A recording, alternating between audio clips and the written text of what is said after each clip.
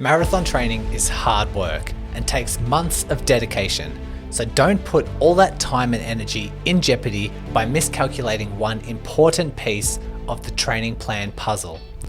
I'm talking, of course, about your scheduled long run. In particular, how long it needs to be leading up to a race if you are aiming for your best performance. And to help you Run Smarter scholars find this missing puzzle piece, I've decided to email world-leading running coaches and researchers with this scenario.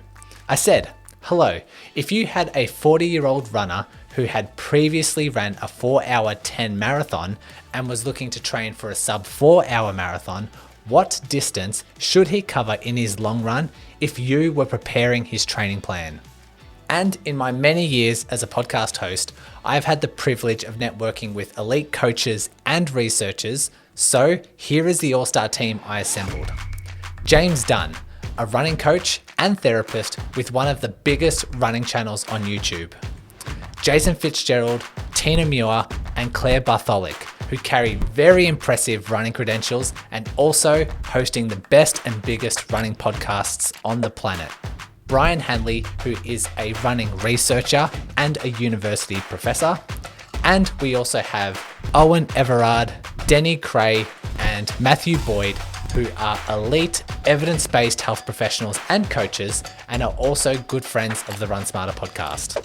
Firstly, all of them recognize that my scenario requires more detail, such as a runner's injury history, running experience, general health, and so on.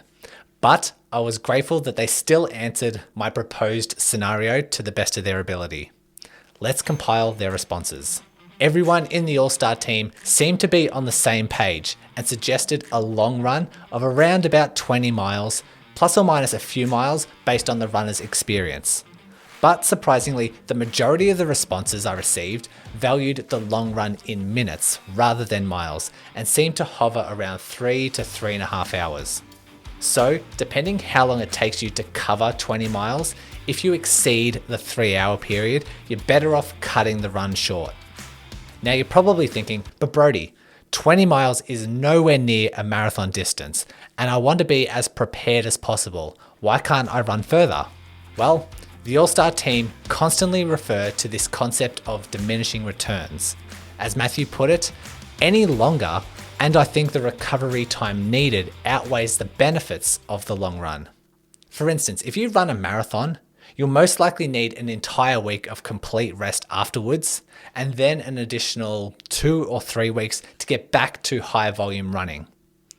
In other words, you'd much rather continue with high volume training with a shorter long run and continue building upon your fitness compared to running beyond 20 miles and the necessary recovery time disrupting your momentum.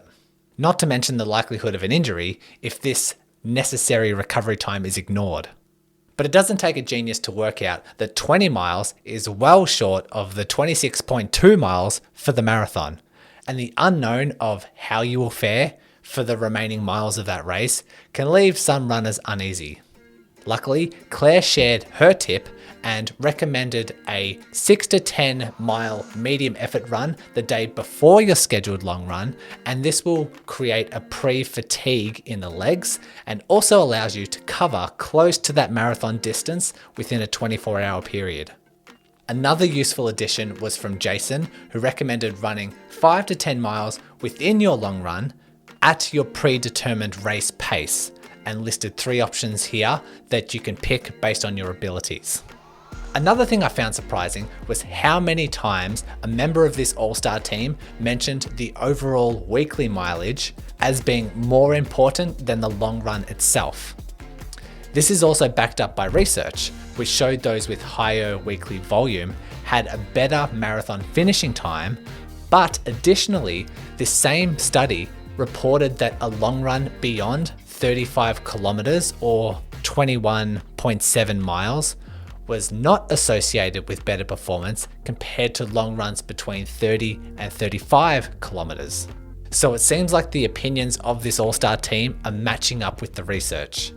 Based on this advice, if you're following a training plan and only running 3 times per week, my advice is to slowly bump up your training frequency to run 4 or 5 times per week and sensibly build up upon your weekly mileage.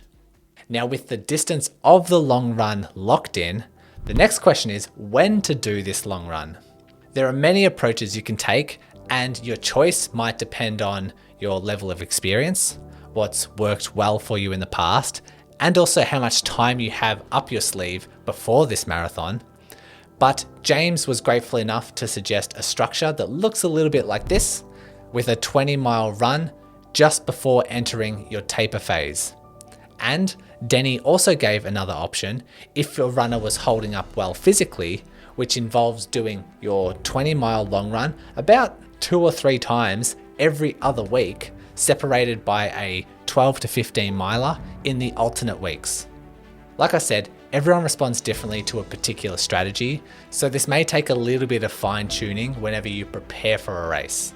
If you have found an effective system that works for you when preparing for a race, help out another Run Smarter scholar by sharing it in the comments section. Once you've completed your last long run, you are then into the taper period, which is a dedicated period of time where you reduce your training load in an attempt to reach your peak fitness on race day. In fact, if you make the right adjustments to your training volume, your intensity, your training frequency during the taper period, you can expect to see a 3% improvement in your race time. This is the same improvement as the popular Nike Vaporfly, which is breaking records across the world. So you really want to pay attention to this one. If you want to know the research behind the perfect taper, then check out this video, which clearly explains how you should fine tune your taper to achieve the best race times.